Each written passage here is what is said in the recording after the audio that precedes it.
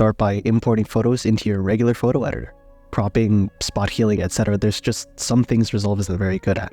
Then export as a TIFF file and bring that into Resolve. In Resolve, you'll need to set your project to your photo's resolution, and I recommend making multiple timelines for vertical and horizontal photos. Also, to make things easier for exporting, make each photo 1 frame long. You can edit away, just like how you normally would with video. If you look at my Instagram, you'll notice that I put my photos on a square background so that nothing is cropped. What you need for that is a new timeline with a square aspect ratio, and then copy-paste your photos in. Scale them however you want. At the export page, make sure you export as individual clips and then set the format to JPEG.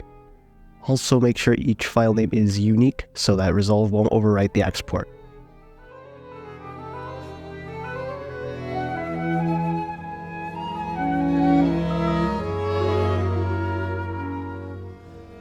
Now, why go through all this hassle?